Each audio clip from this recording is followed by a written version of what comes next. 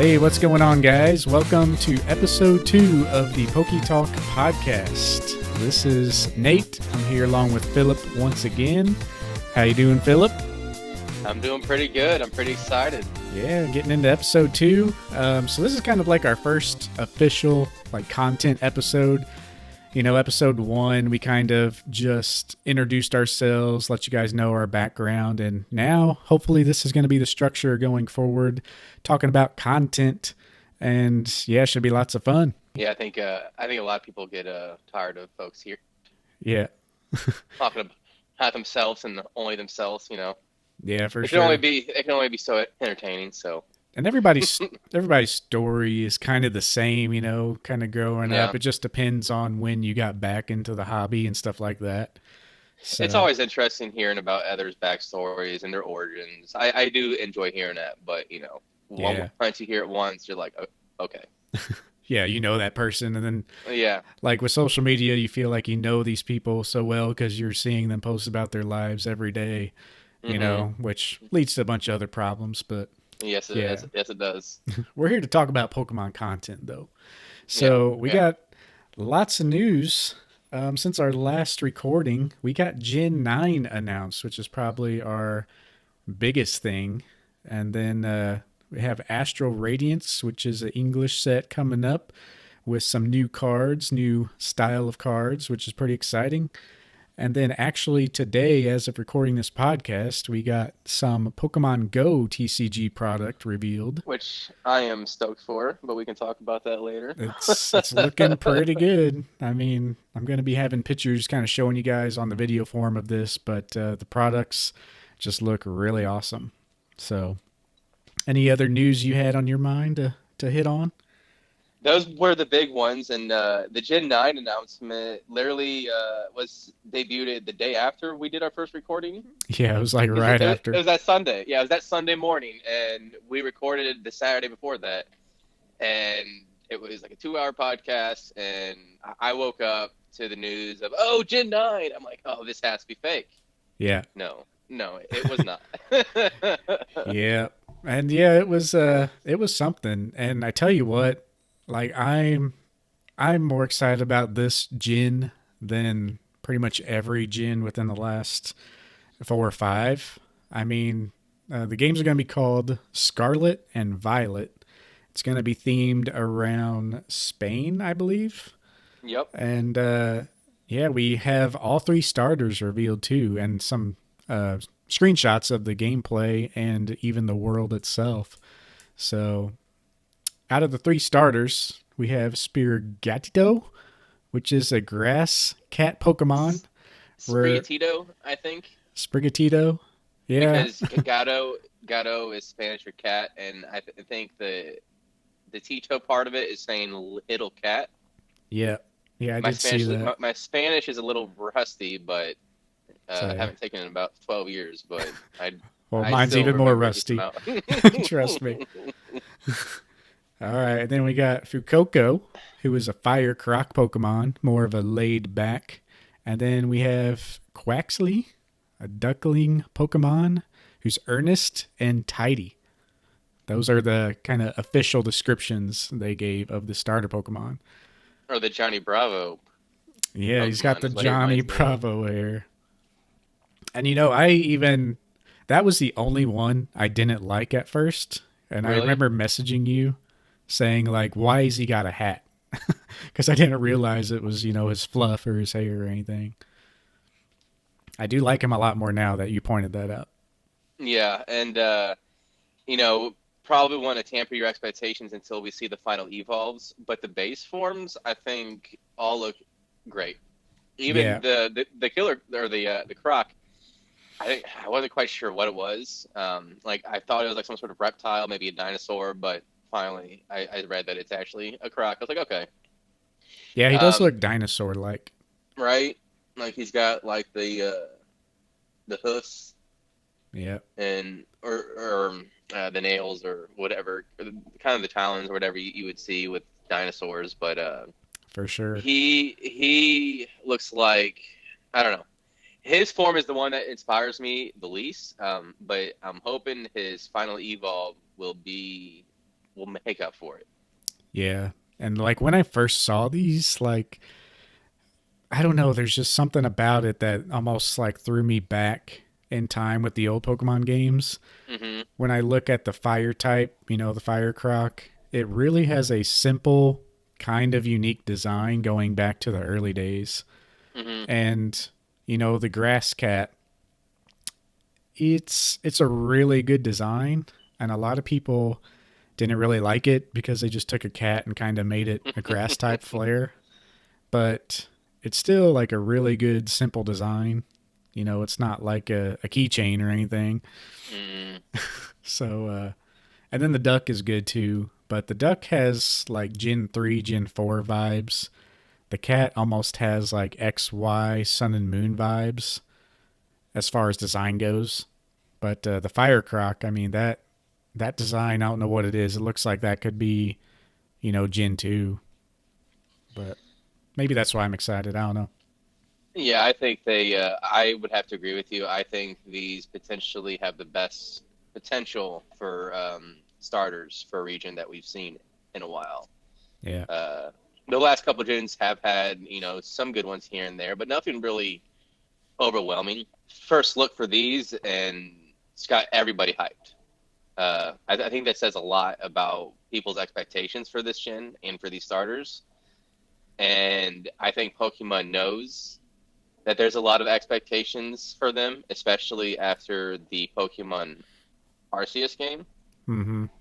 And I think they're going to hit it out of the park. But I understand some people are a little bit nervous or are going to wait and see a little bit, Yeah. especially because we've discussed this before, but the Sword and Shield stream or mainline game isn't exactly incredible. At least I didn't think it was. Yeah. Um, If it's a mix between that and Arceus and they like just add more stuff and like more flair and fluff to the game, I think it'd be pretty solid. Yeah, Nintendo said that it's supposed to have no boundaries. So my interpretation of that automatically is it's going to be something similar to what we expect from Pokemon. The badges and the Elite Four with Victory Road and all that. But it's also going to have that real world exploration that you would experience, say, in not Breath of the Wild, but yeah, Yeah. Breath of the Wild. Yeah, And that's what they need to do. They need to just make Breath of the Wild Pokemon style. Like, because people would love that. That's kind of what people were thinking about when Arceus came out, but it kind of fell short because there wasn't, a lot of meat there for like the exploration and stuff like that. But you could tell they're trying to move towards that. And I think this is going to be a really big step. yeah. I think they have listened to their player base, their fan base, um, and like you're seeing I'm looking through some of the images now on Poke Beach, and it looks great. It does. The game itself looks great. Uh, it seems like there's more detail, especially compared to Sword and Shield. Yeah. Yeah, they And got a I'm lot of really, screenshots, which I'll yeah. be I'll be showing off here in the video. Yeah, it looks good overall. I'm excited. And they did mention that it's going to connect to Pokemon Home, but can only receive specific Pokemon. So once again, I don't think this game is going to have like the full Pokédex, unfortunately, because them saying that makes me think, it's going to have like a regional Pokédex, and that's kind of it. And it's I not going could to see support them all. I could see the benefits of having just this region's Pokemon, at least on first playthrough. That would be ideal. And then as you beat it, you quote unquote unlock the spawn points, and it goes to 50-50 older uh, generation Pokemon and the same gen. Yeah, and that's kind of how old games worked. Like, you just beat the game, and once you beat the game, you got like a national dex, and more Pokemon started spawning, and you got to open it up a little more. But yeah, we'll see. Will really extend its playability. Yeah, for sure. because the main thing in Sword and Shield seems to be shiny hunting, and I don't know. It just with the rates of that, it just seems like I know you're trying to 100% a game, but it's just I've never been a big fan of just going until you're 100%. I usually lost interest. Yeah. Like I get to like 95, and like the last 5% would be just another grinding in and of itself, and I'm like I'm good. I'm ready to go on to the next game. Yeah, I'm kind of a completionist, so I I go for it. That's Yeah, why I actually completed the living decks on all the games up to Sun and Moon or Ultra Sun, Ultra Moon here recently, just so I could get geared up to jump into the Switch games, which I still haven't played because I haven't been that excited for. But I mean, this might be where I jump in at, so we'll see. I will have to go back and play Sword and Shield though. So, you're not missing much. well, I gotta keep that living decks going, man. Yeah, yeah, It's a yeah. I grind. understand. Honestly, that wasn't the only news that we that Yeah. released. Yeah, that's what I was about to say. We got Astral Radiance has been revealed, and it is looking pretty nice. What you think about that? Yeah, I am personally excited to see this new type of rarity, sparkling Pokemon. I think there's only three that they've released so far for Battle Region. Yeah, One is the Halucha, the other is the Greninja, and I like these. I like I them a do. lot too. They remind me of the Shining cards from oh, what was the first special set, like Shining Legends? Like it Hmm. reminds me of those cards, but like a little different. Like they got more of a sparkle instead of like a shiny. It's kind of a mix between those and the Amazing Rares, I feel, but shiny versions. And the Japanese sets were experimenting with this sort of rarity even before this. They've added a more of a sparkle, like a gleam to it, but they did have this foil gloss, like almost these circle mirror-like features. Not quite as sharp as what we're seeing with these photos Mm-hmm. or with these cards, but this just kind of adds, I feel like, another element onto that. And obviously they're shining. But what I like about it is they're all in all they are simple cards in terms of design, especially compared to their full arts that they've been dropping with their alternate arts and Mm-hmm. rainbows and all their other ultra rares and secret rares.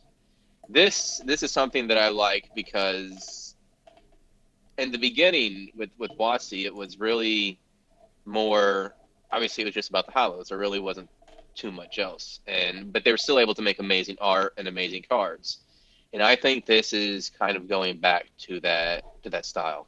Mm-hmm. And I think it's great because it just shows that Pokemon doesn't have to make a alternate art or something new to make a card interesting for collectors and fans of both those Pokemon and just of in general. So Yeah. And this set's going to be a combination of Time Gazer and Space Juggler from Japan. And it's releasing in Japan on April 8th. And they will each feature 67 cards before secret rares. So, for those of you who don't know, this is usually how most main sets release. They release a little earlier in Japan as like two separate sets, and then they get combined, and then they come over to the US and other countries to release in English. So that's kind of how it all works with that. So it's, we'll be able to I'm gonna say I see think it's. what's up. Oh yeah, I was just gonna say I think it also is going to include some of Battle Region as well. Yeah, that's usually they'll mix in kind of a lot of other things that are releasing before just to kind of mix it up. And a lot of the promos that you'll see from Japan and English are different. Some get put in the set, some get put in our tins because they're not really big on like tins and stuff over there. But yeah, we'll be able to see the Japanese product open April 8th, and we'll be kind of getting a nice little teaser for what we're going to be seeing here soon. I think it's May 27th. There, yeah, May 27th. Of course, you can probably get it a few days before. Then, if you're lucky, with your Walmart or Target, Yeah. sometimes they'll stock it a few days before actual release day. And this set is also heavily inspired by the Legends of Arceus game as well. Yep. Uh, And this was what we talked about in episode 1, how they released that diamond and pearl and platinum artwork. They had the hmm origin form of Giratina on there, which was kind of the extra stuff for platinum that differentiated between diamond and pearl. And so you had the origin form Giratina back in the day, and now we have origin form Dialga Palkia, which is like kind of blending diamond, pearl, platinum, as well as kind of blending Arceus and the Arceus games, as well as, again, blending like the origin form Giratina and like the time space distortion stuff. So it's all kind of like a mixed mash of like the old games, the old forms, the new Arceus game, and it's really just coming together to be a really cool, almost, it seems like it's almost a collaboration between generations. hmm And now we're just wrapping it up, the conclusion to the Arceus era once again. And the design that they chose for these ETBs, especially, I think are absolutely amazing. I love the contrast, like the dark contrast of colors between black and red. Mm-hmm. It almost looks like something you would almost expect to see as like a almost a Halloween promotion, like a special Halloween drop, or Yeah. like a special variant. Special Uh, box or something. the Poke Center has more purple in it, so I mean you still have that contrast, but it's not quite as stark as uh, the usual box. Um, One thing I noticed, it looks like the Pokemon Center ETB is the same size, which I granted I'm only looking at the stock photos they provided, but it looks like it's just the same box, alternate colors like you said, but it looks like similar size and dimensions, which people have kind of been asking for. It's been kind of annoying to have different sizes of Pokemon Center boxes and normal boxes. well, the difference is they have two more packs, Yeah. But you don't or at need to least have like the box bigger for that though. no, you're right. They don't. I mean, you can squeeze two more packs inside one of those little cubbies inside that box. Yeah. Plus, Plus, it's cheaper to make and all that. So, that's what I was getting ready to say. It makes sense just to keep the same dimensions. yeah, Because, just change the design. yeah. Well, yeah, that's about it for Astral Radiance. I mean, I'm excited. These last few sets, Brilliant Stars and Astral Radiance just seem to be hitting a sweet spot. I love like the 80s and like neon design of the logo of Astral Radiance too. I think that'll pull a lot of people in, and of course the Hisuian Typhlosion looking awesome. Yeah, I'm a big fan of him.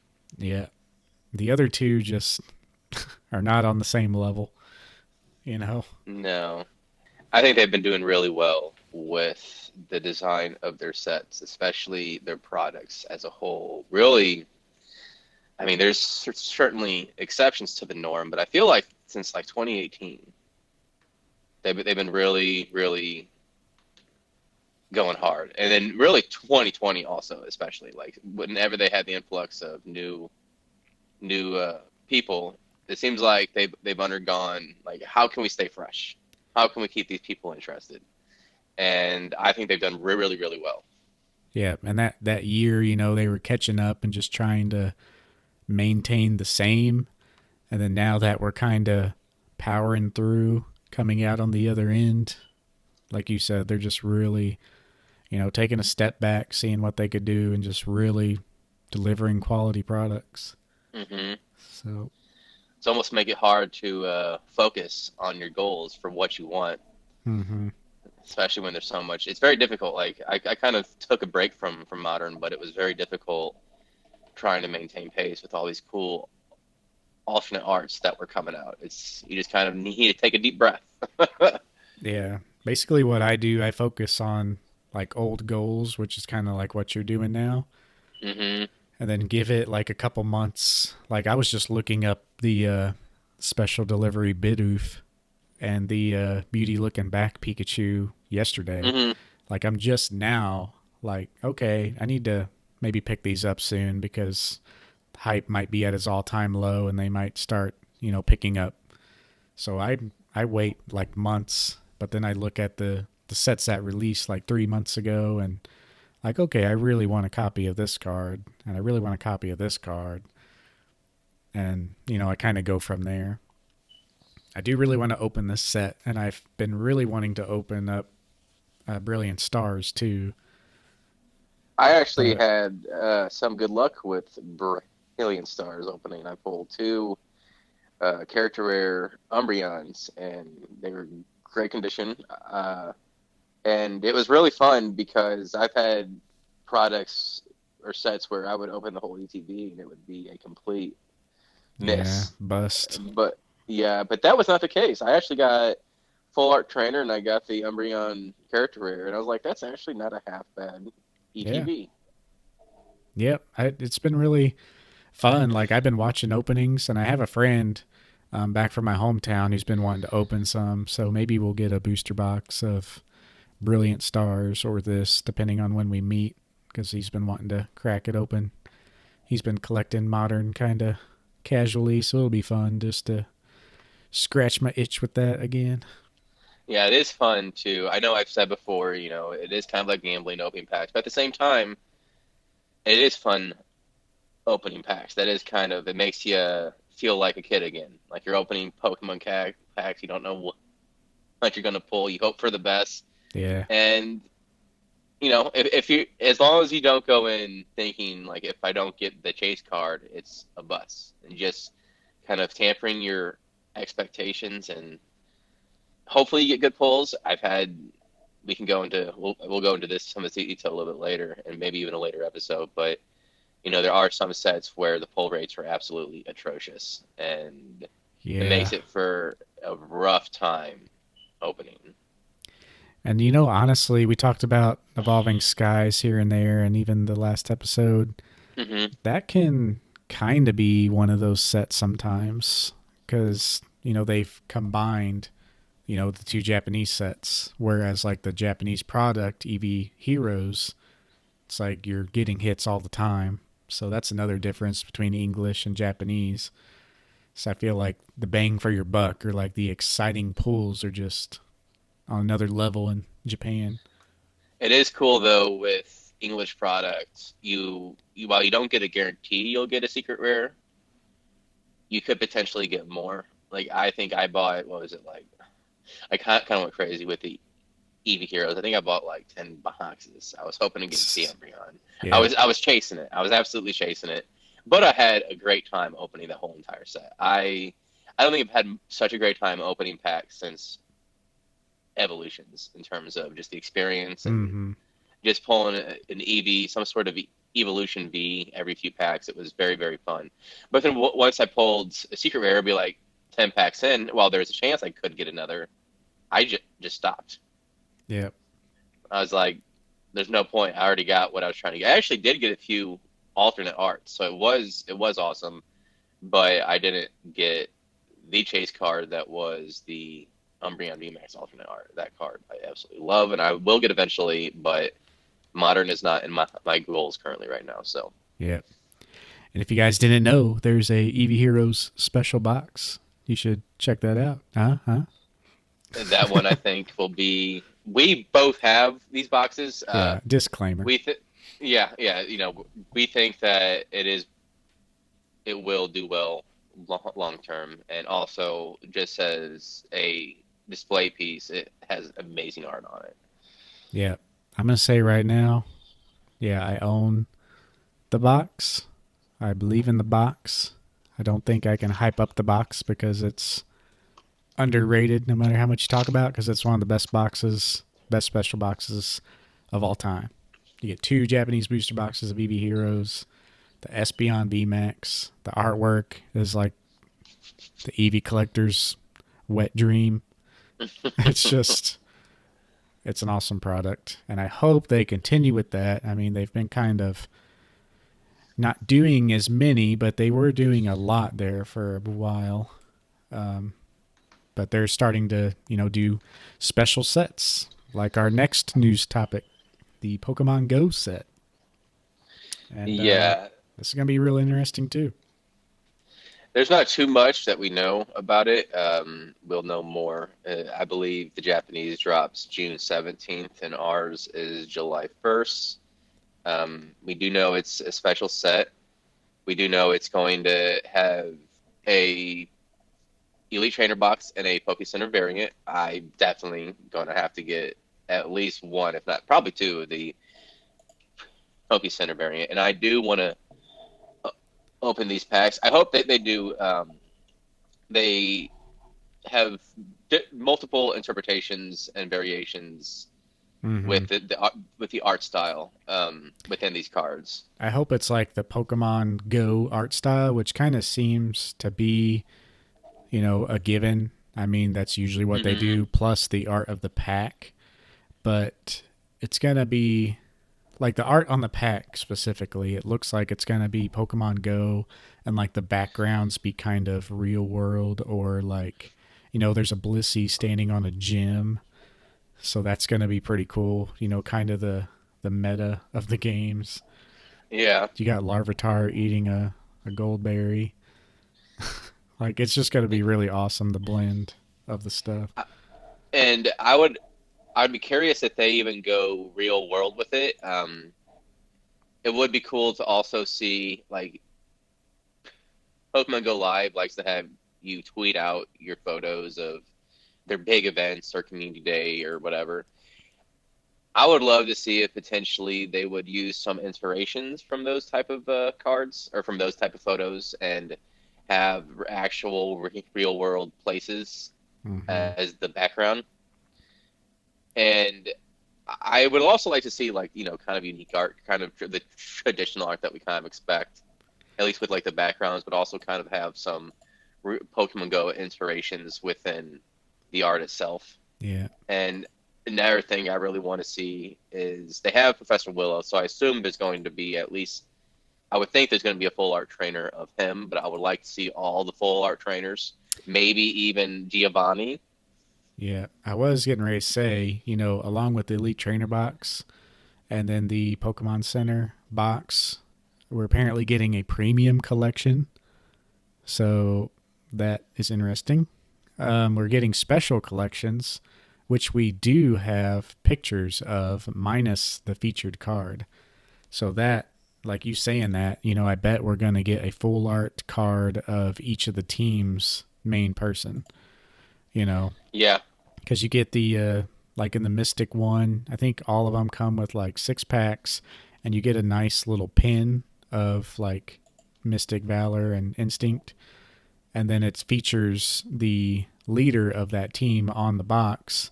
And then there's a promo card up front, which they haven't revealed yet. And I bet that's going to be like a full art trainer of the leaders of the teams. and since they've been going with this character rare theme, it would be really cool to have even that full art with their designated bird, Yeah. their team symbol, or something of that nature. Yeah. Uh, I think that'd be really unique. I chose Mystic is my main team, so that is the one I was going to choose, and whatever design that has Mystic on front, it will be the one that I do choose. I wouldn't mind having all three of them. Yeah. Um, It'd be cool. but yeah, that premium collection, I'm really curious about that one. Yeah. And like the only other premium collection we had was the 25th anniversary where, we got our gold cards and all that. And who knows what this could entail. If the art's good on it, I might just get it regardless. But if the art is ideal, is something that really speaks to me, I will have to get one for my collection. I don't really collect as much sealed as I used to. I kind of that's a whole other story, but I kind of got out of the whole most of the modern sealed game. But things that I really like, that I would like to have it as display pieces or just part of like my history, my personal history within the TCG, I will buy and keep sealed. And I think this Yeah. is looking like something that I will include in that list. Last thing I bought sealed was Evolving Skies and the Eevee special box. I mean, love that set. I mean, I want to pick up some Evolving Skies, maybe a booster box or two, just to toss away, or another special box. But yeah, I just want to get some old goals first. But we're also going to Hmm. have tins, Pokeball tins, mini tins, V decks for all this Pokemon Go set. So, I mean, it's a full on set and they're going to be going all out. It's basically the celebrations. You know, they're going to have a product of every type and just throw it out there. So, what I think they're doing is like maybe each year doing a super special set. Last year being celebrations, this year being Pokemon Go, and then just having like a ridiculous product line, and then maybe offsetting that, you know, the later part of the year, the holiday set being a smaller one like Shining Fates and Hidden Fates, and then everything in between being just a normal set release. That seems to be the model for English right now, in my opinion. Yeah, I was actually also curious if they were going to try to coincide the release of this set with what is typically Pokemon Go's biggest event in their Go Fest. Yeah. Um, Now, obviously, we haven't had the last 2 years, and the 2 years before that, well, the year before that, I believe, was in June, and the year before that, it was in July, and it was miserable, absolutely miserable. I remember that year I barely ate anything. I probably walked 30 kilometers, if not more. And by the end of it, I was suffering from some sort of low blood sugar combined with heat, Heat exhaustion. overheating. Yeah, and if they, I mean, it's possible that they could have this in July, that their Go Fest, but I'm personally hoping that they somehow are able to have these packs available or even special promos for this set at the Pokemon Go Fest, Yeah. It's because going to there's be, obviously, I would say there's definitely a high correlation between folks that play or are into collecting the cards with Pokemon Go and those who play Pokemon Go. yeah, it's like a perfect collaboration. They should have done this, you know, back in the day, but I mean, they already had evolutions and all that crap. Yeah. So, but yeah, I guess that's pretty much all we know. I mean, I love the idea. The only thing I kind of disagree on your end with is like I hope they don't have like real life designs in the back. I mean, having the Pokemon and then the real in the back might be a little weird, but like a little too weird for me. If you look at the pack art, though, that's kind of what they did, but they made the background, you know, their Pokemon style. So I think that would be like the perfect way to go. But, you know, you can take pictures of your Pokemon on Pokemon Go. So I wouldn't be surprised if they tried to implement that in the TCG somehow. Or even into the promos if they don't have too much of the actual artwork. Because you're right, like the Mewtwo has the city and the background, and it's almost reminiscent of like CGI, almost not quite real life, but close to it. Yeah. And but then you have like the bottom left with Apom, where it looks like traditional, what you would expect from a Pokemon card, from like a common Yeah. card. So it definitely, I feel like we're going to get some sort of blend.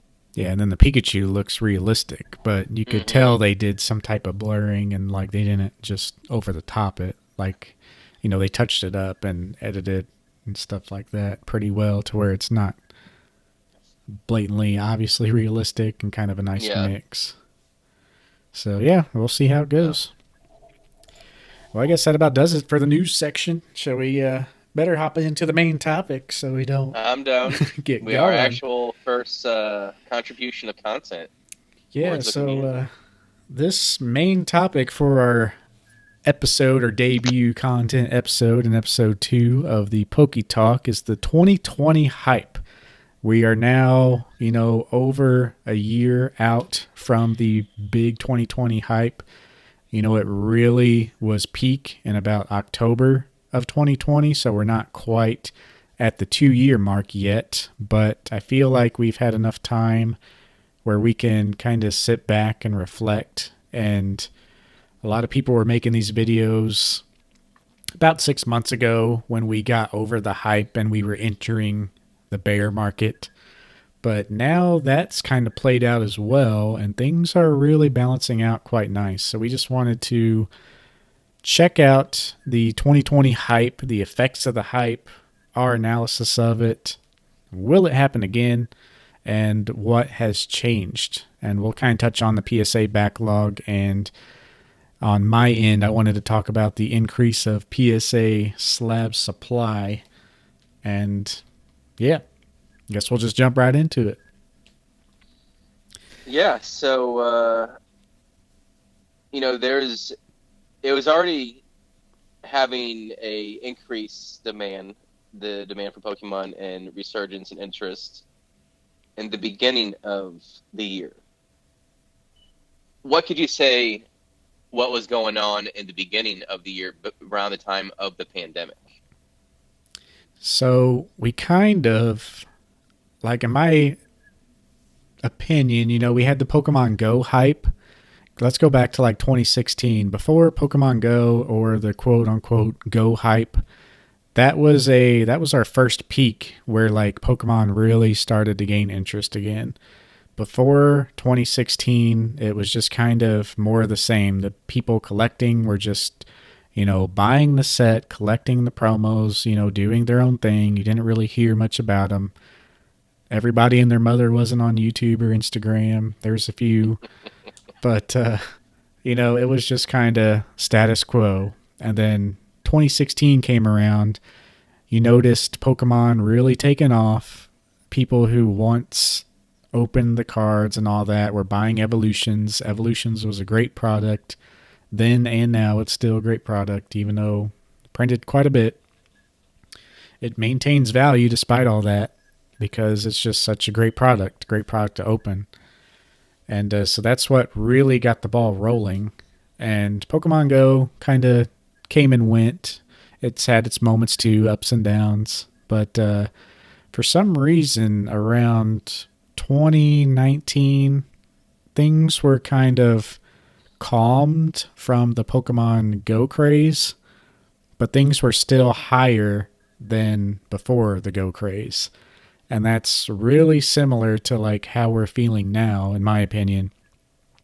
All the hype has died down. The people collecting now are in it for the right reasons. They're not trying to make a quick buck.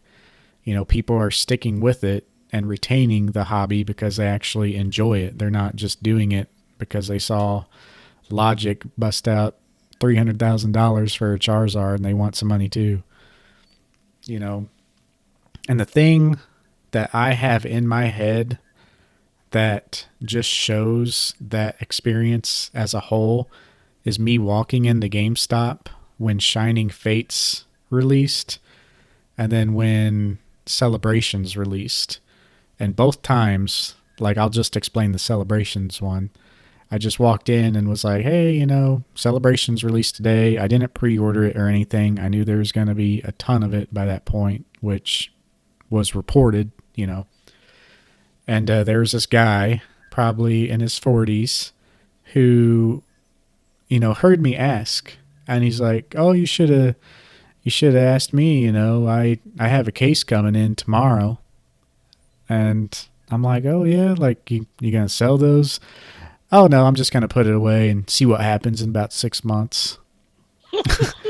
And I just kind of, well, like, oh, well, I'll buy one right now. There's going to be plenty of these things. And he just said, well, we'll just see what happens. And that's, basically the mentality of casuals buying all this modern product despite of their knowledge of Pokemon. We got to the point where people were just buying it just to buy it. And like that guy said, see what happens. That guy didn't know that they Yeah, just printed it to oblivion because Pokemon doesn't want stuff like this to happen. They want their product available to everyone who wants to buy it, especially kids who aren't checking Target every single day of their life, cleaning out the shelves. So that's just kind of where Pokemon got to. and But it's interesting that you bring up. that guy that you encountered, because this is not somebody I encountered physically, but in a Discord group I'm in, centering around collecting in Pokemon TCG, there was an individual who said they dropped nearly $15,000 on celebrations.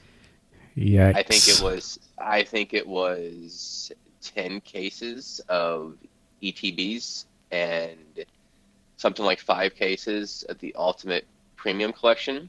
Um, Now, he said that, and there was a couple people, including a YouTuber, that even got in on the conversation.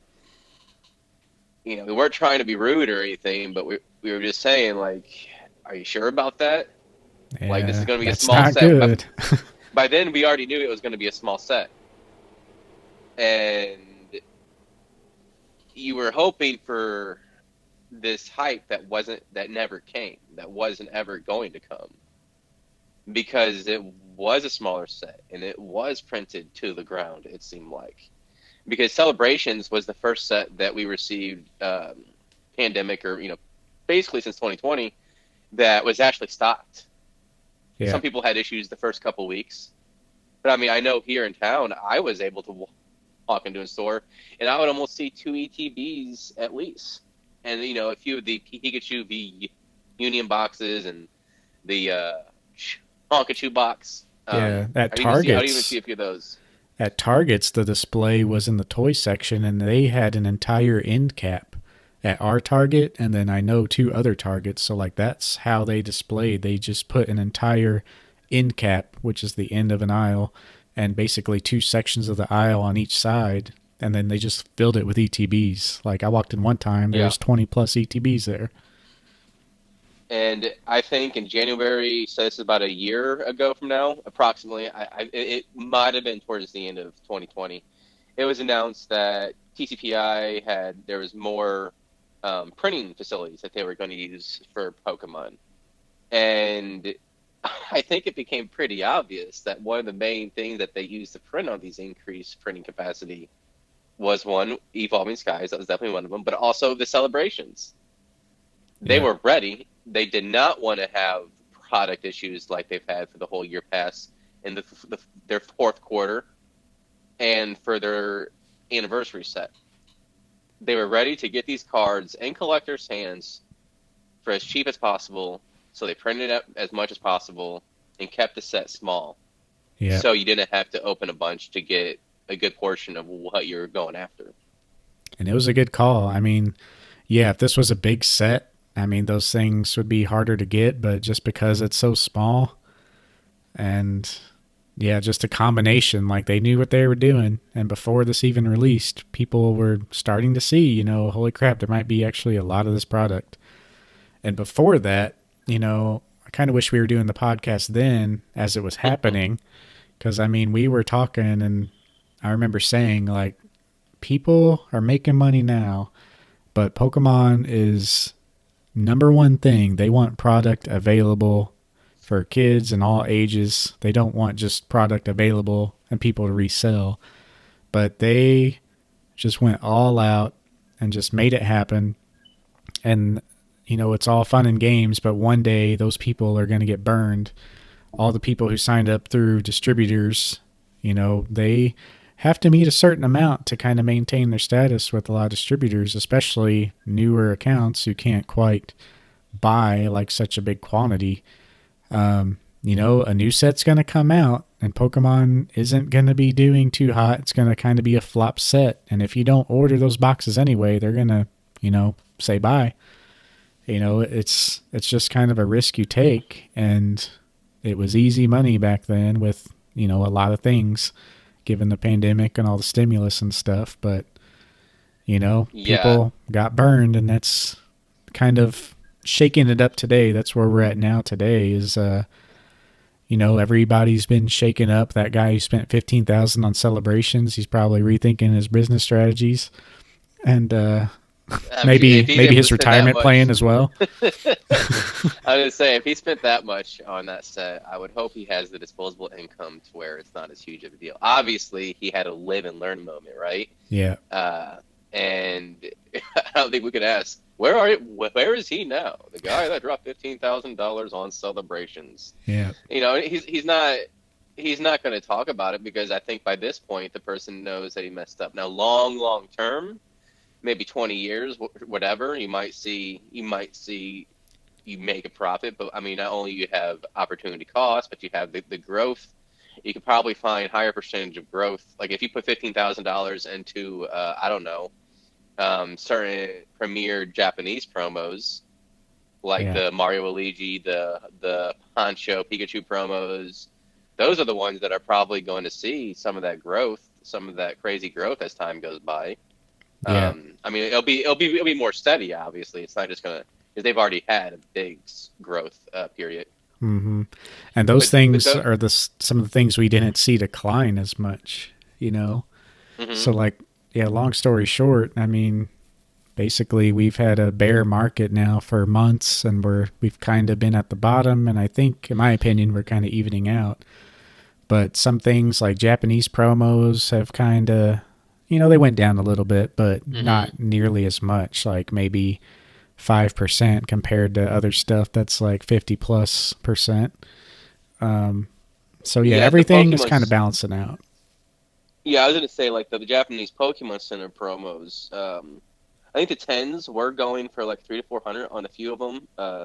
Now they've dropped down to like 200 because obviously the Japanese cards they have a higher percentage that are going to be tens and their modern cards, so the same thing.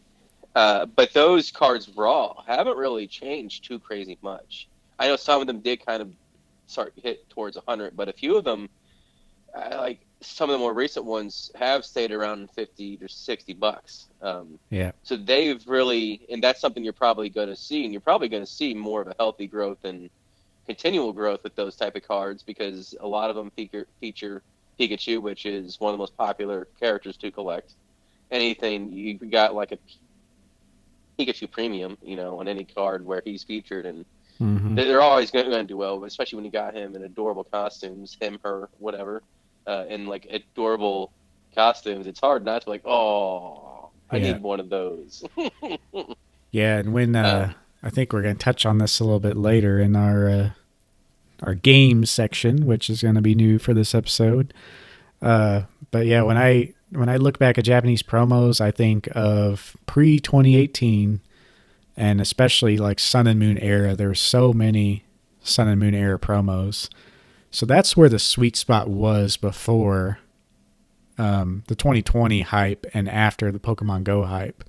We just saw, like I said, kind of status quo releases, but the magic was in the Japanese special products and promos. We had the Scream promos with like, the Scream display over in Japan. And we had the Mario Pikachu and Luigi Pikachu cards in their own special box. We had all the Poncho Pikachus in their special box, like you said.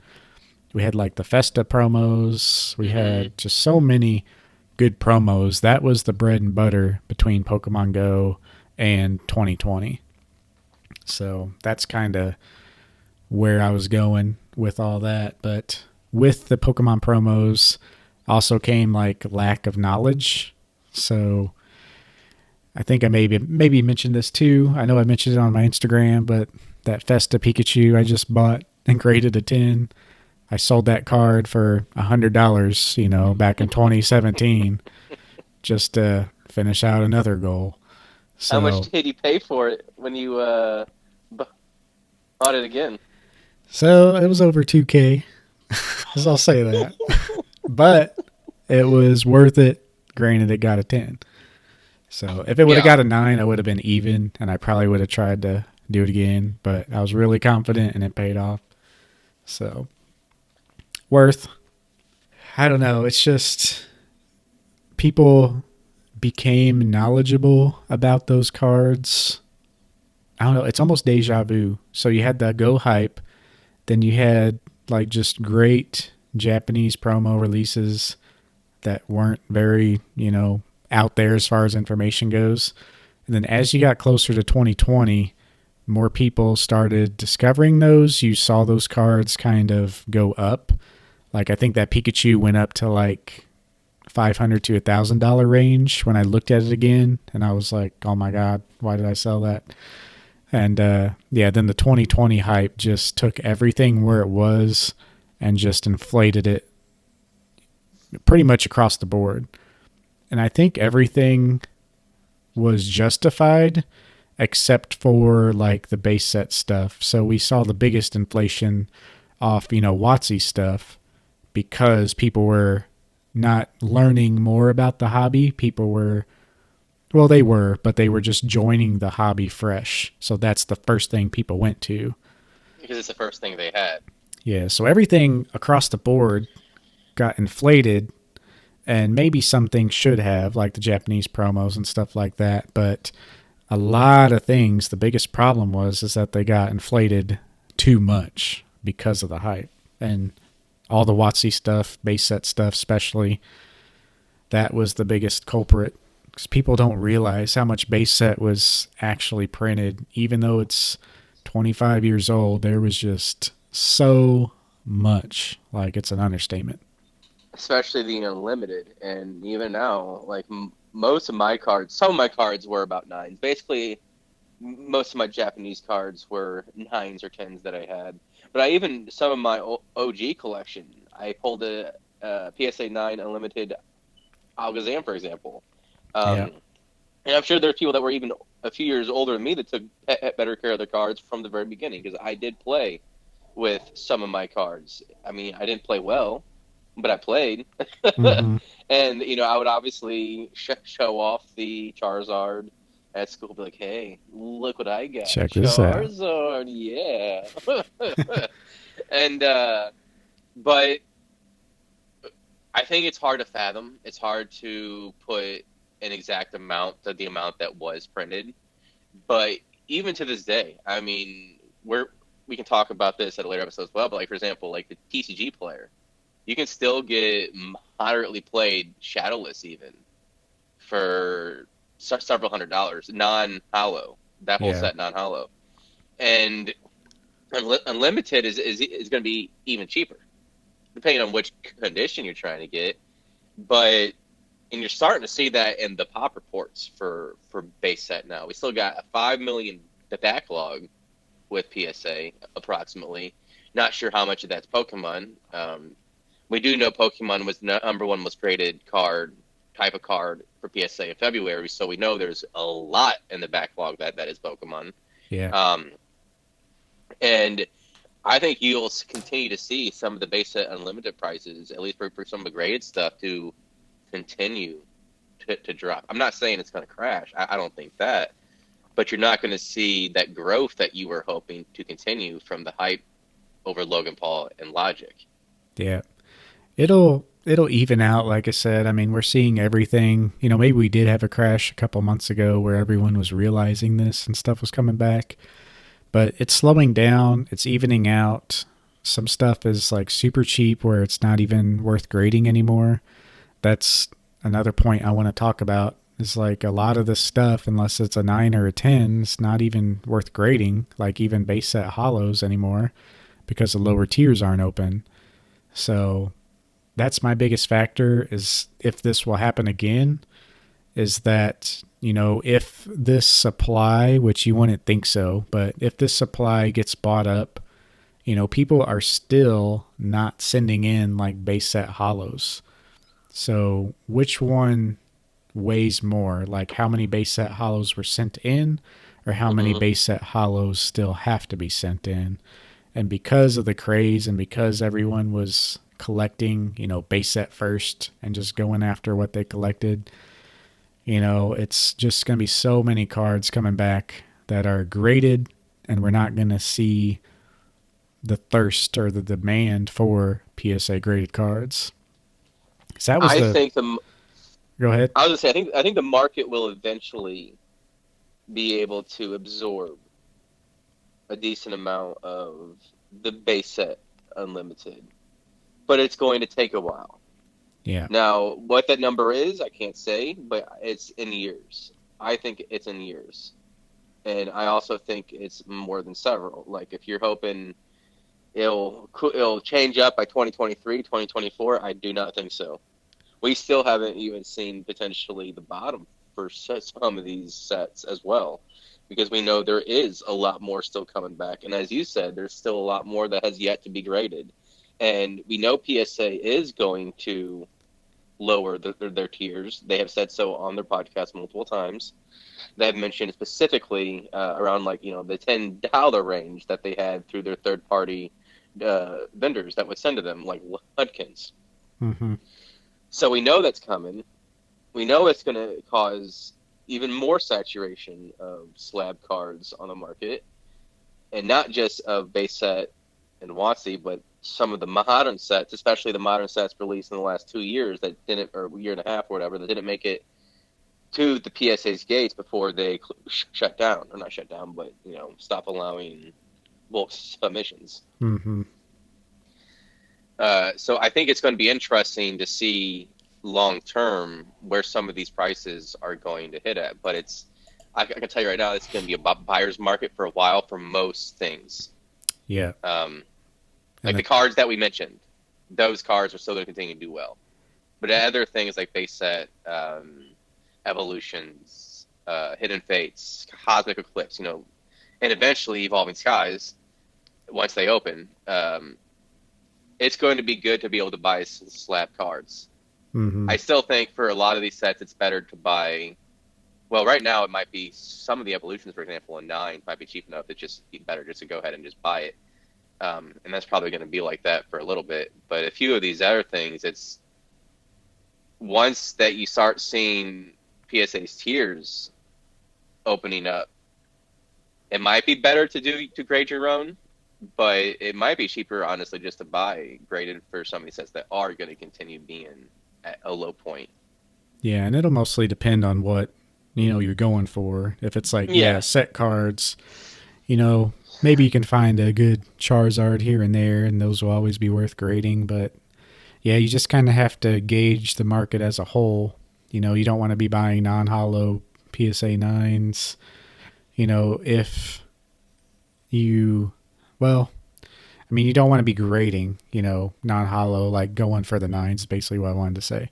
You might want to buy the PSA 9s and stuff like that because it's not going to be worth it at all if it like is below the grade you're shooting for. And a lot of people still don't have a lot of experience with grading because a lot of these new people sent to third parties, or they've only sent 2 orders, which they still have yet to get back, so they don't even know how well they did on guessing their grades because they don't have the cards back still. So people are still like fresh to grading. So I think the want will be there, but like you said, it's going to take years to kind of even out. It's going to be a teeter totter. And yeah. Go ahead. I was just going to say, like, as the tiers open, those tiers will still take longer than before, the hype thing. But, I mean, they're just going to get flooded. Every tier that opens, they're just going to get flooded with more stuff. And so you got to kind of step back. Okay, well, what are they being flooded with? Should I wait to buy this card? Yeah, or because everybody's saying the same thing. Yeah. Everyone who sent everything, I mean, they're keeping a log of their cards, and if you're buying modern and stashing this card away, like just think how many other people are going to do that. It's kind of like modern product with sealed stuff now. How many people are collecting sealed? Every single person pretty much who's buying modern is like, oh, well, I want to keep one sealed. I want to do this. Because they think it's going to hit the prices for the WotC boxes, and that isn't a guarantee because they aren't exactly always going up.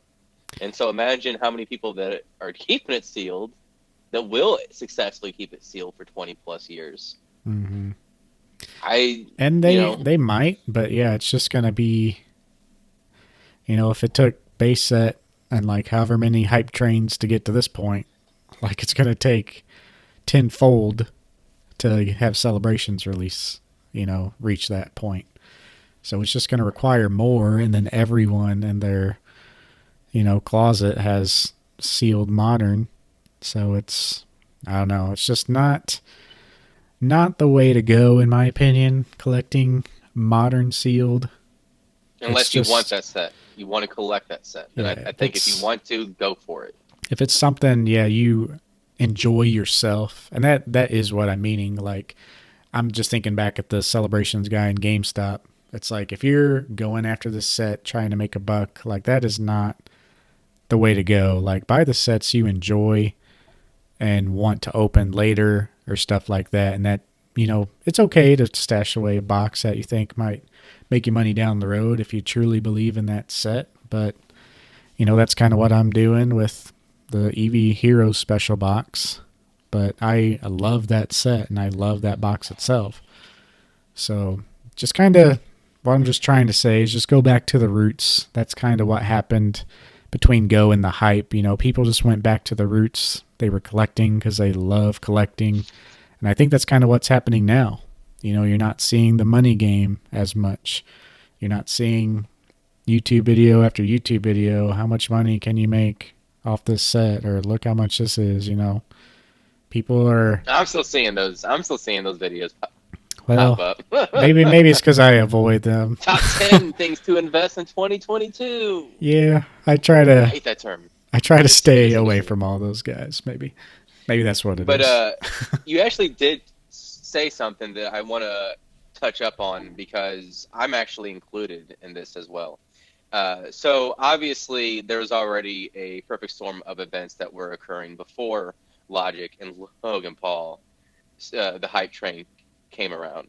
Obviously, it's been well discussed. People were at home. They started digging through their place or their closets, finding their old cards, and also this wave of nostalgia that occurred. And you know what? It gave us happiness. It allowed us to escape during a very trying time for not just this country but the entire world. And you need the healthy escape. The healthy outlet to express yourself or really get away from the world at large. Mm-hmm. And there was a lot of people when the hype did happen from the social media influencers that took the first things that they found and immediately submitted it to PSA. I was one of those people. I did that with Evolutions.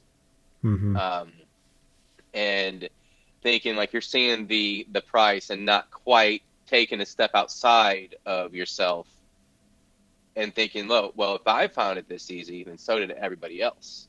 Yeah, And caught up in the moment.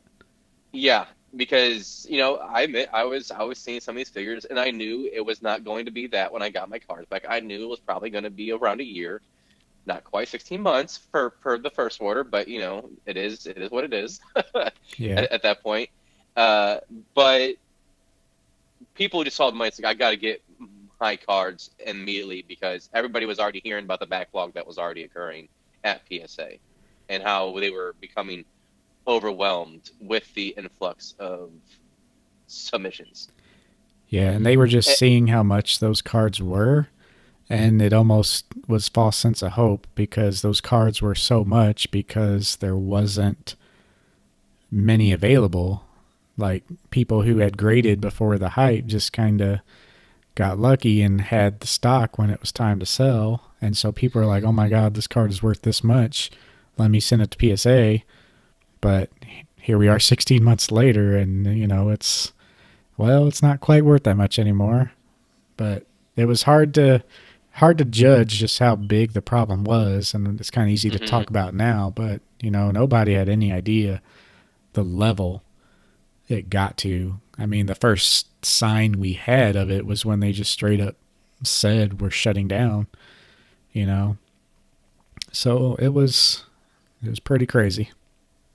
And I think it's almost like a social case study or like a study of how social media influencers can create this not just a sense of FOMO, but there's a very real groupthink mentality that occurs within this culture where you see an individual you follow pushing either an agenda or a product or whatever without necessarily thinking Are they personally, do they have a vested interest in this? Without necessarily thinking, why are they pushing this? Yeah. And you immediately get caught up in the moment.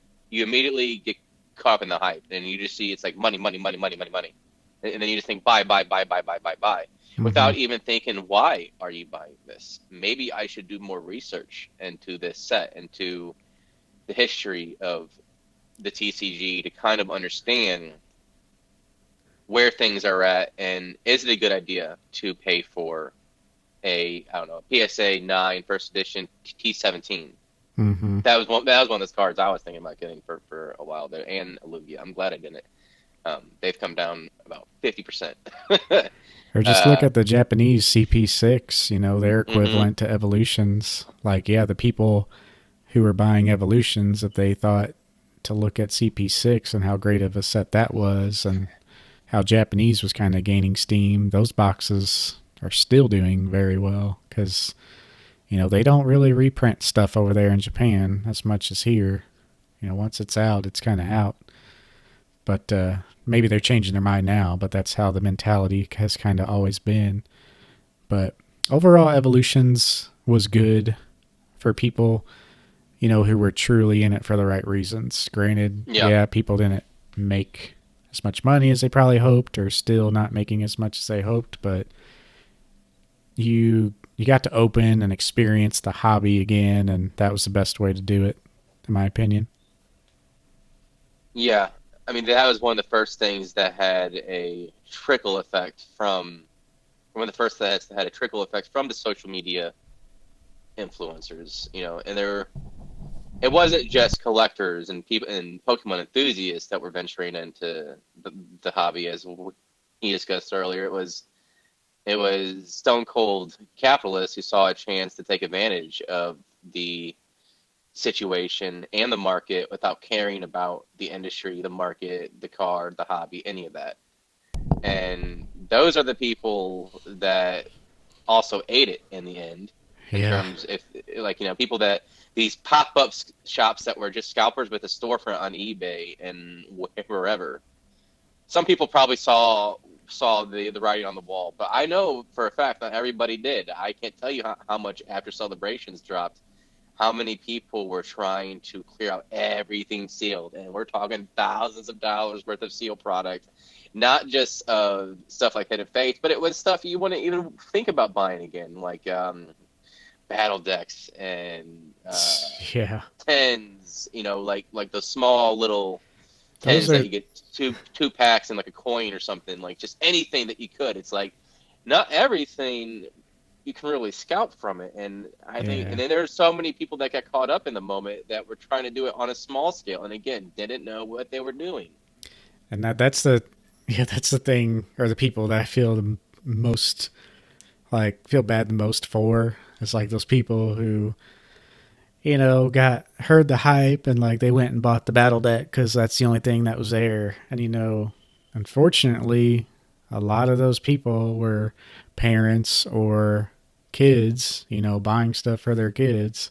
And that's the thing Pokemon hates above all else. That's who the product is for at first. Granted, they love being for everybody, but that is who they want it available for. That's why they went so crazy with celebrations to fix that problem. They don't mind the people at the top having a good time with their product, but they want to get the lowest point of the totem pole first.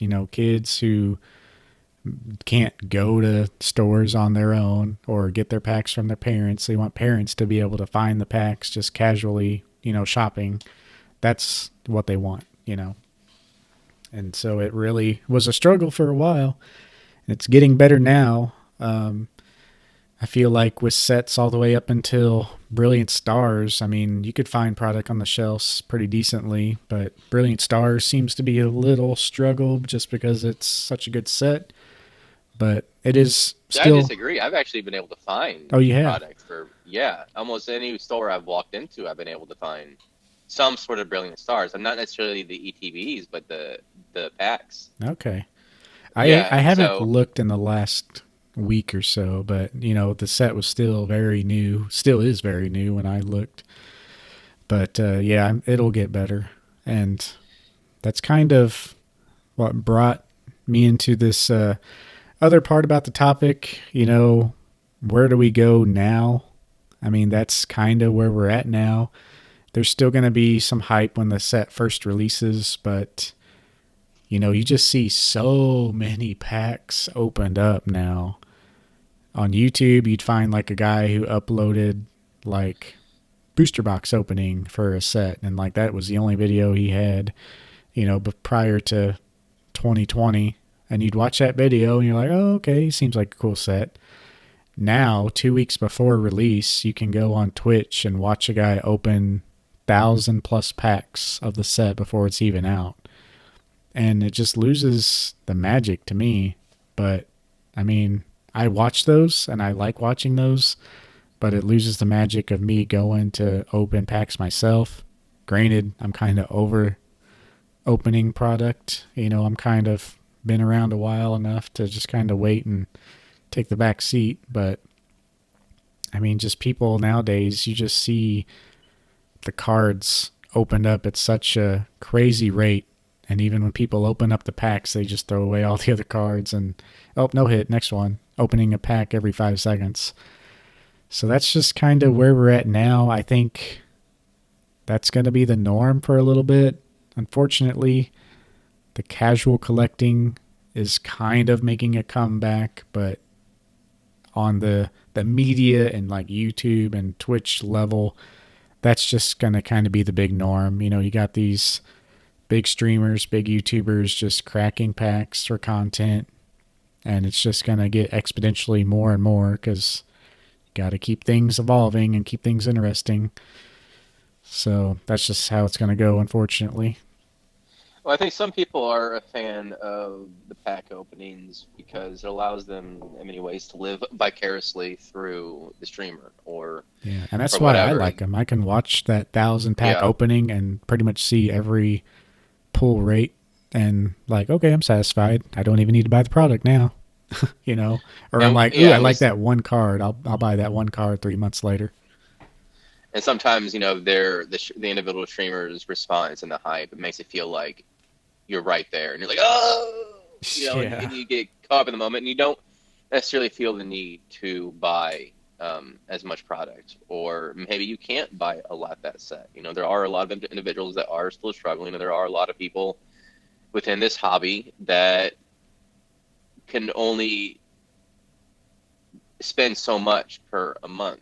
And what if, they got a bad box or a bad ETB or whatever, booster box, and they got crap pulls, yeah, yeah. It's just a new world, and we'll have to let it play out, and we'll see what happens next. Oh yeah, I was going to say, I think one of the most interesting things that kind of uh, occurred from all this hype and social media influence is the emergence of graded card preference over raw. Um, I feel like this is something we could potentially do like a whole episode on, honestly. But I know during the hype, especially, a lot of people were trying to get for modern, were trying to get these tens, for example, like Hidden Fates, full art cards, Mm-hmm. and they could have just as easily, gone on eBay, looked at the card, and be like, okay, that has good 10 potential, and buy it, and then wait. But again, a bunch of new people into the hobby. One, they don't have that patience, and sometimes you're seeing all these dollar signs. That's doing the talking over your inner dialogue. That's consuming, your other side of your conscience. Like, oh, I'm gonna make all this money. Yeah, I'm gonna buy it and send it in. Well, not so fast. yeah. Money talks. Yeah. So Now, will the Logan Paul social media influencers ever happen again? Um, I say not to the extent. I think you could see various cards getting effects of hype and FOMO buying, but for it to occur again, it would necessitate a prerequisite of events, just like the one that happened in 2020 to occur. Hmm. And I just think that perfect storm of events with all the variables in place, I just think it's very unlikely you will ever see that level of hype again. Like I said, I think you could see some for some cards and some various sets could see a quick surge. Like, if people it was slept on and all of a sudden you see a quick surge and Hmm. everybody tries to go in it at once. I think you could see that, but you'll never see the double or triple whatever the prices were. Sometimes I think it was like even more than that. It was 4 or 5 plus Yeah, times, and I don't think it you'll was see that. ridiculous. Yeah. Yeah, I don't think we can get on that level again. Pretty much everyone has heard about it. My parents, who are around 60 years old, said they heard it on NPR News while they were driving to my house about the Pokemon market and how all Pokemon cards have been going crazy. So I just don't know how much reach it has left, but I think it's a good thing, I mean, this was like hype level as it was to, back when it first came out, and it just validated how strong Pokemon is. So even though it was mainstream and Pokemon Go kind of brought it mainstream, as well, like people who are not really connected in Pokemon came back into Pokemon, to have another event 4 years later to bring that many people in, I mean, just says something. So I think it's going to be kind of along those lines where every so often we might have something that happens that gets people excited, or a new thing in Pokemon. Maybe this Pokemon Go set is one of those Hmm. things. It'll get the Go people who don't collect, maybe interested. I don't know. But I think every so often we'll have kind of an event that like flares things up, and it's just going to continue to be a slow, steady growth in general. And it's going to be good for everybody, I think. Just got to It's going to be collect a for the right buyer's market. reasons. Yeah. Yep, going to be a buyer's market the next couple of years. Folks should be. It's a great time to get in the hobby right now. Yeah. Perfect time to buy what you're wanting. That's for sure. Maybe not trophy cards, No, no, but it's never a good time to buy those, I don't think, no. in my opinion. I think if you have the money to buy those, you're not too worried about it if a hype Yeah. occurs. Well, I guess we'll move into, we do have a quick Q&A, and then we'll have the game corner, game corner, game corner. Well, my Q&A kind of goes from how to grade now, which companies are respectable for the time, for the cost, how do you grade faster, and stuff like that. This one was actually from a IRL friend, Chris, I believe, who we were trying to squeeze him in the first episode, but being strapped for time was a thing. But I just wanted to touch base on this real quick, because basically there's, along with all these people coming into a hobby and flipping, people are trying to make money everywhere. We've seen an exponential growth of grading companies, as well as people getting on with distributor, across the board, everything got inflated. So with that, we have so many grading companies competing. CGC was one of those new companies, but they've kind of had a foot in the door with other forms of collectibles and media. So that's basically my answer to who is respectable. As far as the new companies, pretty much just CGC, in my opinion. And of course, you have PSA and Beckett, who were respectable before all this and still are. Overall, your best bet is just PSA. Um, I'm sure you're agreeing with everything I'm saying, because we Well, talked not about it. yeah. I mean, so I did want to add a little bit to that. I do think overall, especially when it comes to vintage, I do believe you're better off with PSA, but I do believe there is a market for CGC, most notably for modern product. Mm-hmm. Um, Now, I know a lot of the nines for CGC have started to rival PSA nines. So that value is getting closer to one versus one. Um, and That being said, I do think, say, if you had a first edition Charizard and you're like, where or a Gold Star or whatever, you're like, where do I send it? I think you should send it to PSA. Yeah. But say if you have a modern card and you believe it is damn near perfect, and even if it doesn't get that 10, but you think it has a chance, even that 9.5, I think that value is still there for the 9.5s for CGC. But you might have an easier time selling it with a PSA 10. But that just depends on the type of card. But I know more and more within the community are starting to even prefer CGC for modern. I'm not saying everybody, but I know there is a growing market for CGC slabs.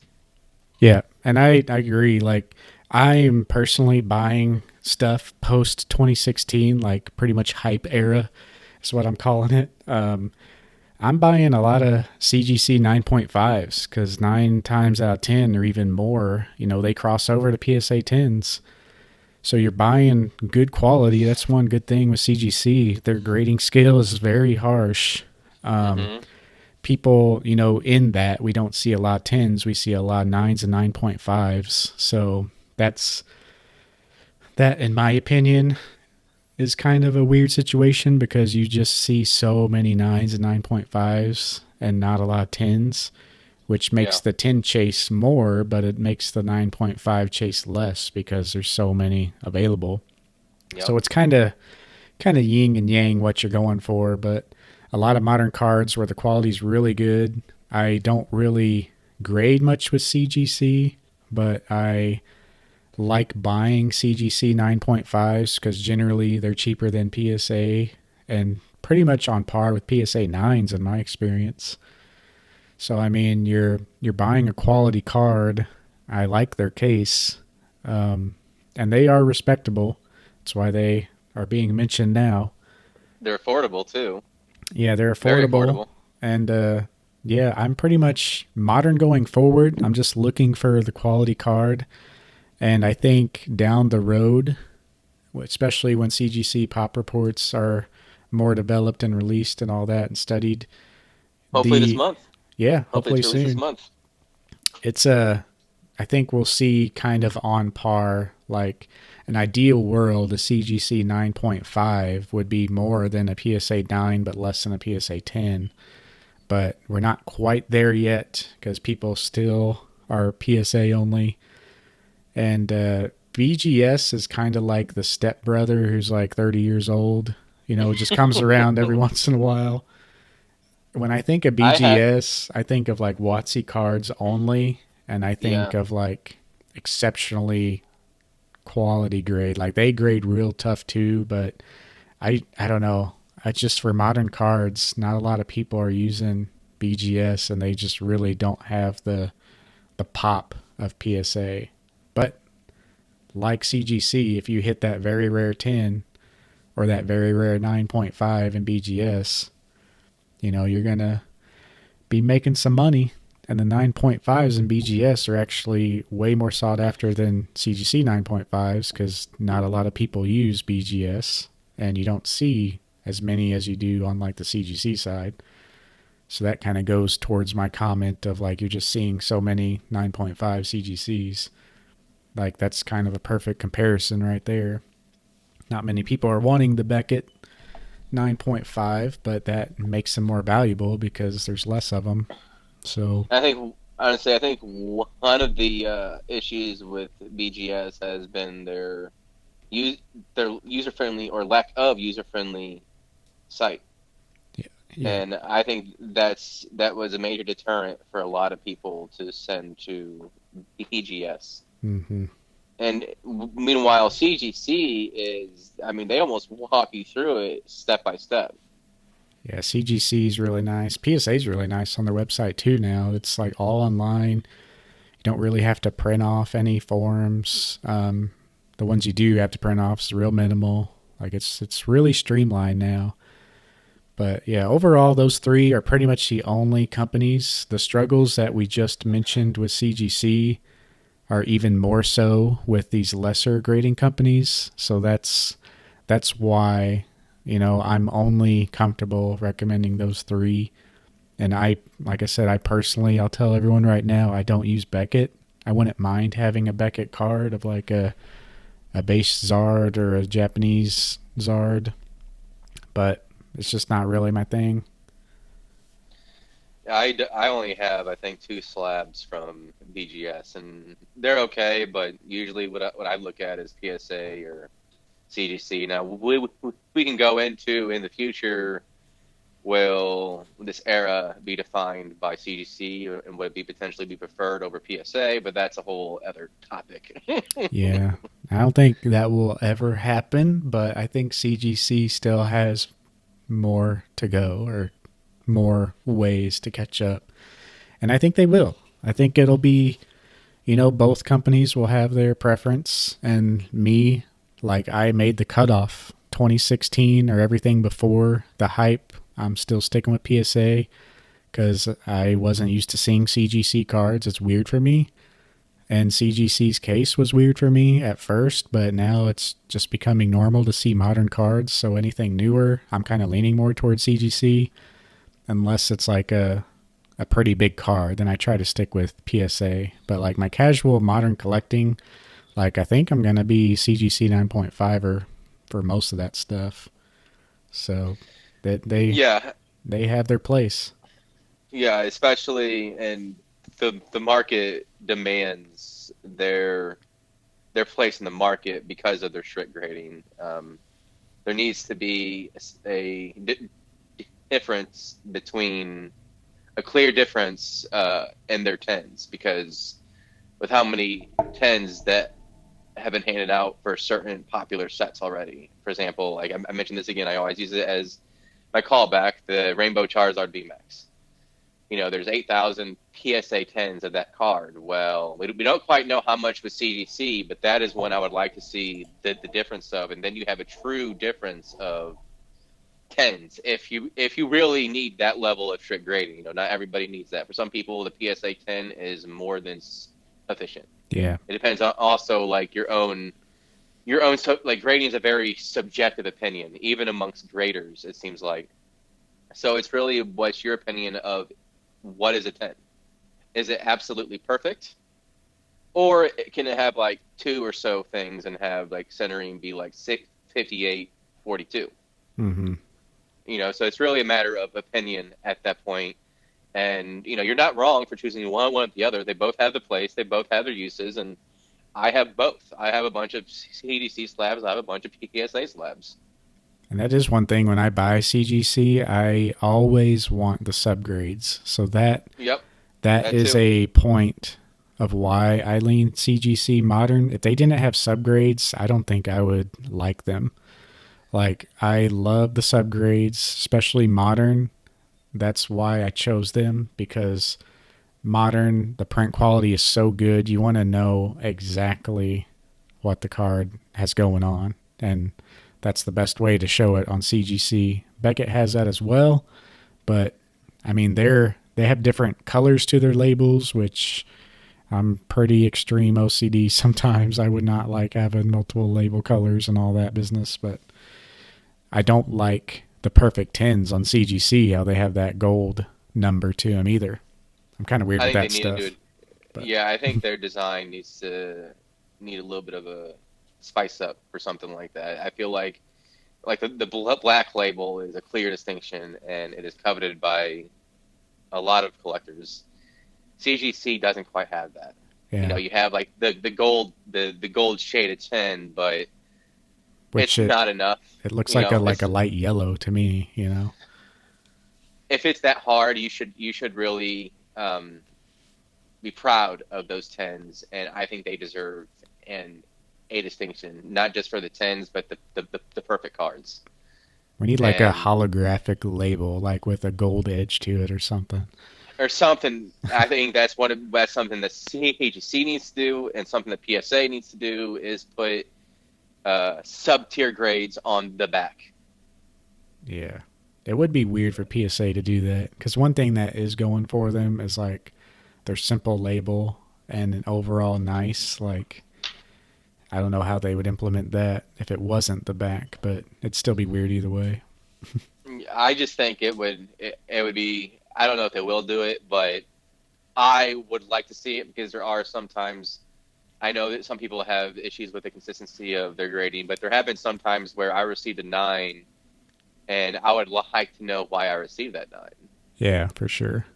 You Or know, even if so PSA like sent like a blank card and just marked, like if their grading process was like marking like a blank slate card, like if you had that included, that'd be awesome.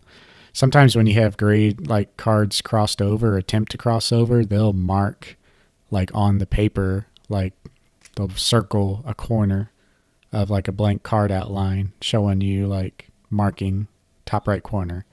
hmm So it'd be cool just to know that stuff. But well, um, I have a question as well.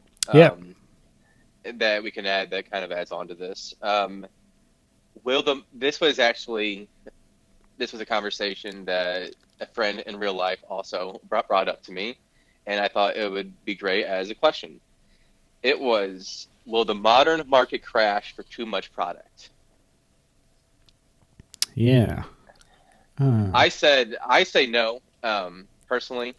Now I'm not talking about necessarily sealed product. That's a whole other thing.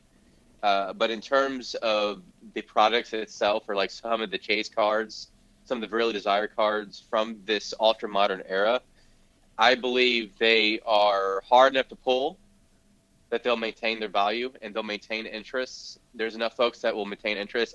I mean, modern. Even if you're primarily a vintage collector, you like at least a little bit of modern. It's very rare to have people, strictly Watsy.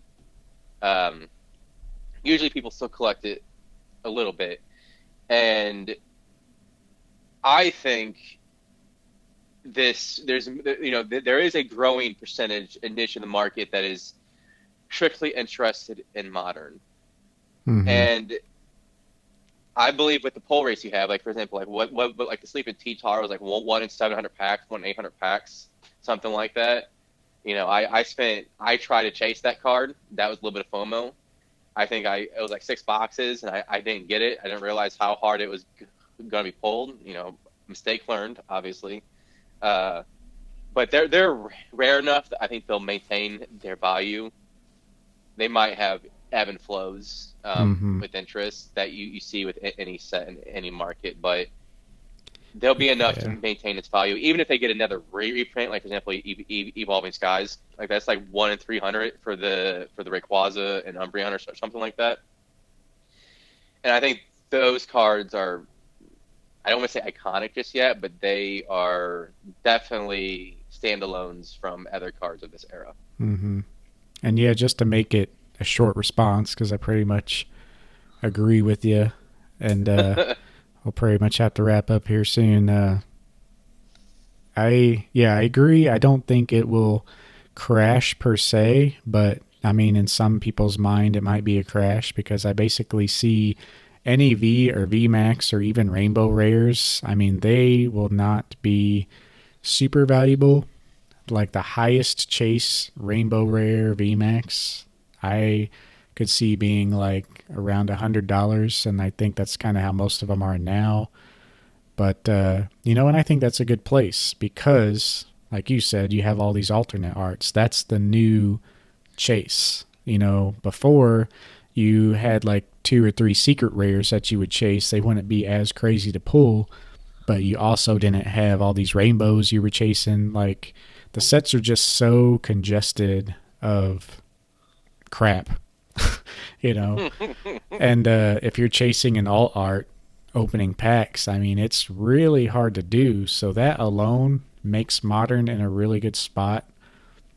I miss the days where you were excited about a hollow and then a full art, you were ecstatic. And then if you got like one of the three secret rares, it was like major box. So it's just a different world now, but it is in a good spot with the alternate arts. And if they keep that going, it'll be in a good spot. I just hope they don't overdo it, which I'm afraid they're already Yep, I pushing agree. it. I mean, to have 30 character rares and like a selection of like a special character rare pool. Granted, you can get double pools, but this is what we've seen in the past. We've went from three secret rares, like I just said, to now how many? Like 30 plus in each set. I So, think the art is good enough, and as long as they maintain that art to make it as interesting as they are, I think there will be continual interest. It might, like I said, have ebb and flows with it, but the art on these cards are amazing on the majority of these cards. And mhm. like you said, it is a new thing, so it's hard to say in 2 years what the hobby's mentality will be towards something like that. But I just know good art will maintain a card's place within the hobby longer than just something that goes with the rest of what the hobby's doing. Like in this case, like the art on a card, iconic art compared to just generic rainbow cards. Yeah. Uh, And I think as long as it's good art, there will be an interest. As long as there's interest within Pokemon, I think personally, anyways. Yeah, it'll be there for sure. I just hate how they like, "Oh, you like this? Here's 30 of them." Like it's kind of, oh my god. So, yeah, before they would stretch that crap out like EX era, even the new EX era. We were in the EX era for a long time, and now every third set it's like a new thing. Like now we're having sparkling shinies and amazing rares only lasted like two sets, and Which I think they should do more of, in my opinion. yeah, I'm gonna You, buy a Jirachi 9.5 amazing rare here soon because for yeah, one, that's the only art I like. I think they kind of look weird, but for some reason the Jirachi is really cool. And yeah, they're going to be kind of forgotten. They're like the legend pieces of Heart Gold, Soul Silver. Like they're cool cards, but they were only around for like two sets. yeah, but there's a lot of them, Yeah, so it's hard. And there's a lot of them graded. So yeah, with and that, they're super that's cheap. yeah, Well, we better get on to the game corner if you're ready. yeah. Uh, Let's go. Let's go. so There won't be any actual gambling in here like within the games, yeah, so this unfortunately. is this is the game corner. This is our game section of the hobby. Sometimes we'll have a little game. Sometimes we'll have I don't know, maybe trivia or something. Just a little fun thing at the end of our podcast. So yeah, I'll go ahead and go first. It's take it or leave it. Essentially, it is a question designed where you either take it, or, i.e., you accept it as it potentially happening, or you leave it, meaning you're basically saying you don't believe this is going to happen. And my first question, this might be a hot take. This might trigger some folks. Long term, the Logan Paul Logic hype was actually really great for the hobby. I'm triggered. Take it or leave it. Well, uh, I'm gonna like take it. I mean, we think it's gonna happen, right? Or is that leaving it how it is? So I would say I'll take it. Long term, i.e., more than just the immediate 3 months from the hype, it was good for the hobby. And my reasoning is it was a reintroduction and a rediscovering of new collectors and Pokemon enthusiasts within the Pokemon TCG. Yeah, And I'm we do gonna. not know how. So we don't know how many people that this actually brought in, but it's clear there's a lot of people that are still in here from that surge. Yeah, People that I'm definitely gonna take it as well for those same reasons. Just the reach, whether you see him as good or bad, you can't deny the reach it had and the people it brought in.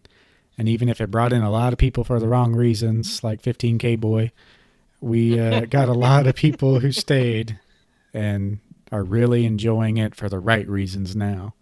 So yeah, it was good overall. So this one, I kind of came up with this. I don't necessarily agree or disagree with some aspects of mine, but it's going to kind of be a hot take as well. okay. Modern is not as collectible as stuff from 2018 and before. So pre 2018 is more collectible than modern. I'm going to leave that. I know that's quite a lot of eras that you encompass. That's literally 20 plus years of Pokemon cards. Now, Will is it going to be as collectible as say WotC era? I don't necessarily think so, but time can change that. Uh, but this area will be collectible. This era will have a boost of nostalgia because this will be the 2020 will be nostalgic. I know that that year might trigger some people with everything, but that eventually 2020 21 will be nostalgic for a lot of people. And I think and there's a lot of good art on a lot of these cards that will have long-term success. But is it as collectible? Yes, because if you look at say black white XY era, um, I know there are certain cards from that set from those sets that are collectible, like the full art secret rares, like the Gyarados with the Griffin Ninja, and even the EX era cards. But there's not as many people that were in the hobby during that time frame. There are more people now in the hobby collecting than there were back then, and obviously there's people that are going to love that era from like 2014, 2016. But there's enough people to create a driving force of, I don't want to say groupthink mentality because that's not quite what it is, but there's enough people that maintain interest in the current art and the current TCG that I think long term this era will be highly collectible. Maybe not binder sets like you see from pre 2018, Yeah. but the creme de la creme, the alt arts, the character rares, I do believe long term they will hold as very collectible. I'm not saying valuable necessarily, but Yeah. collectible. Yeah, and I kind of just mentioned this as like a talking point because I'm kind of on both ends. Of course, like the most collectible stuff is going to be, in my opinion, those Japanese promos and stuff like that. Stuff that is a little more niche and that. And that's honestly kind of one of the downsides is that you might argue that it's not as more widely known or as collectible because it's not so out there, kind of determines or it's determined by what your opinion on the definition of collectible, is it because something is worth more? Is it because there's more available to collect? So as far as like value, I think older stuff, but as far as like general enjoyment and accessibility, I would say modern as well. Just with the alternate arts, as brutal as they can be pulling, I mean, you have just really good products. It is harder to collect a binder set, which is like a really big downside for me because I love And binders. expensive, very expensive for these Yeah. modern sets too. So, I mean, you almost have to collect in a different way unless you're just going all out, which, you can't just buy complete sets of the newest set for Mm-hmm. cheap. I remember back in before Pokemon Go hype in the black and white era and leading up to the X and Y, you could buy a complete non-hollow and hollow rare complete set for maybe 50, $60, and then all you'd have to do is buy the secret rares, which there was only 6 of them or less. And the most expensive one was maybe 50, $60, and the other ones were 40 or less. So, I mean, that was still expensive back in the day, but nothing like it is today. And I remember when Next Destinies came out, I was collecting binder sets of every set that came out when that came out. And Next Destinies came out, it was big news. It was the return of the EX cards, and the Mewtwo EX in that set was just ridiculous. And there was a full art version as well. The main version was like $100, and the full art version was like $140, and that was like the turning point for me being a collector during that time of like that was the shift of modern where it became today. Because after that, there were 6 EX cards and each one had a full art version. So that was 12 cards right there as secret rares. And then there was like 3 actual secret rares that were like shinings. And so that's really where the ball started. That's where the snow fell for the snowball, basically. You know. Yeah, I mean, I know with Evolving Sky, just an example, I know we don't quite know if there's going to be a reprint or restock or whatever. Everybody assumes so, but the cards are just like the Secret Rare Alt Arts are a few $100s, and then you get into the other, that's just Umbreon and Rayquaza, and then you have other Alt Arts like Glaceon, Leafeon, and then you have the Umbreon V, and you have the Dragonite V. Those are all $75+ Yeah. I mean, You just have a and lot. yeah, in addition to being like what is it, like a 250 card set or something like that, 270, Yeah, and and back then the sets were barely 100, 150 was a big set. you know, Brilliant Stars seems to potentially to be a minor shakeup with that because it is a smaller set. I know a lot of people have said the pull rates are a little better. I haven't opened enough packs to really differentiate. I know I got lucky with my high pulls, but I don't know everybody's the case. I know I had a friend that opened it up, and the first box was a dud, but the second box he got two alt arts, so it more than made up for the first box.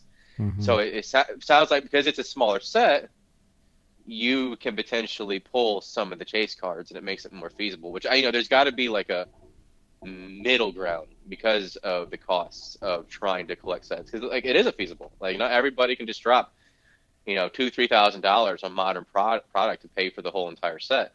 I mean, for that same amount, I mean, you can probably find, a moderately or heavy played first edition set. Yeah.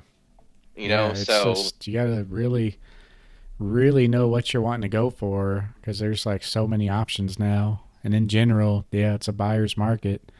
And if you're not wanting to experience the set, the first week it comes out, I mean, it's really worth it. Just kind of take a step back and buy it later.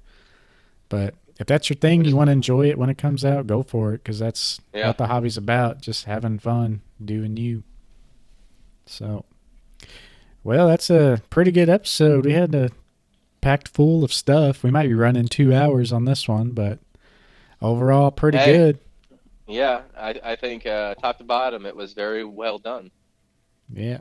So, what about our next topic? I guess we'll just mention our next topic and then that'll be it. I know you had some ideas. I was kind of indifferent.